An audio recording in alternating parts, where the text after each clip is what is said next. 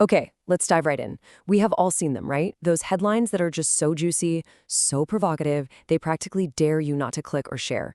But what if I told you the real secret to fighting them off and all the misinformation they drag along has nothing to do with willpower and everything to do with one simple mental trick?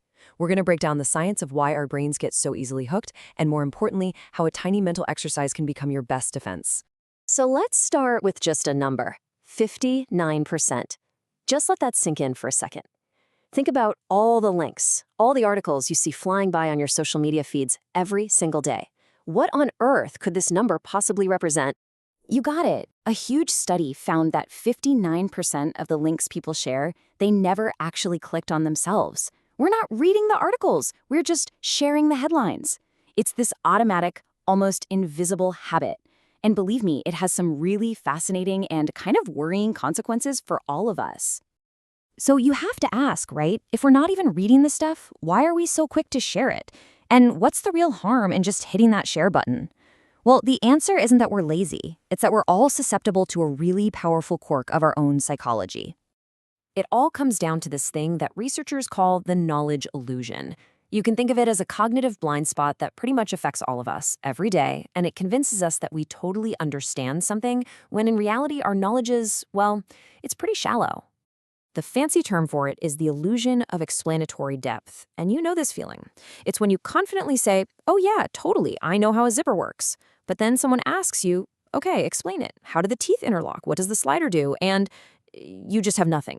We do this all the time. We mistake being familiar with something for actually understanding it. It's like we're all walking around with what you could call a blueprint of ignorance. In our head, we think we have this perfect, detailed architect's plan of what we know. But the second we're asked to actually explain it, we realize our blueprint is just filled with holes, smudges, and little notes that say, figure this part out later. And look, this isn't just about harmless stuff like zippers. This illusion has some serious, real-world consequences. It kicks off this cycle of overconfidence in what we think we know. That leads to this false sense of certainty, which then makes our viewpoints really rigid and hard to change. And the end result? Well, you see it everywhere.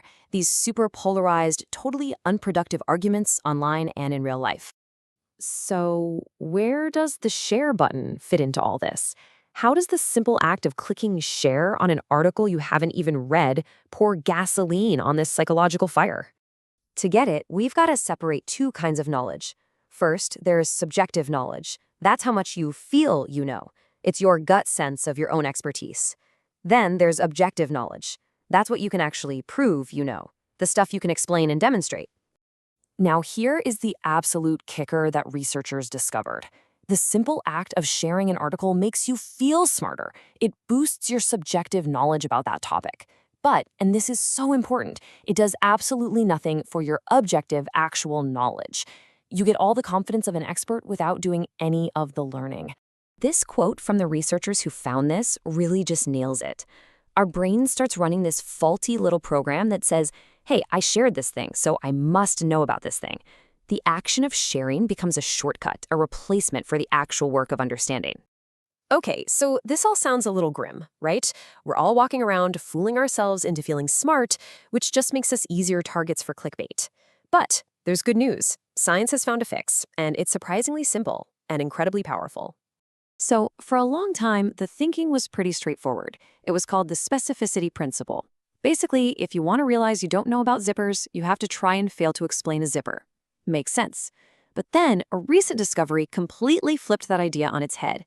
It's called the breadth principle, and it suggests that trying to explain anything actually reveals your knowledge gaps across the board. And this chart just shows it so clearly. Researchers measured how much people's overconfidence dropped. The first bar is the control group, not much change. The second bar is people explaining the specific topic, a bigger drop. But look at that huge third bar. Those are the people who tried to explain something completely unrelated. Their overconfidence took a nosedive, more than double the other groups. Get this, trying to explain a zipper made them more humble about what they knew about how snow forms. How wild is that? This is a total game changer. Just the struggle of trying to explain forces you to face your own blueprint of ignorance. It's like a splash of cold water to the face that just recalibrates your entire sense of what you really know, not just about one thing, but about everything. It's like a universal dose of intellectual humility.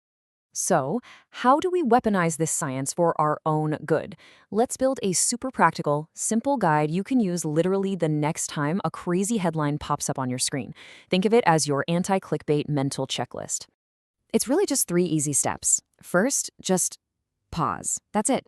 Fight that knee-jerk reaction to instantly click or share. Second, try to explain it out loud. Seriously, try it. To yourself, to your dog, whatever. Just say, okay, so what this is saying is, and try to actually form the words. And third, proceed. If you can explain it pretty well, awesome. Go ahead, click, and learn more. But if you start stumbling, if you realize you're waving your hands and you don't really get it, congratulations, you just won. You found your knowledge gap before the clickbait found you. And that really brings us to the one final question you should ask yourself every single time your finger is hovering over that share button. Are you about to share actual knowledge, or are you just sharing the illusion of it? Answering that one question honestly might just change everything about how we all use the internet.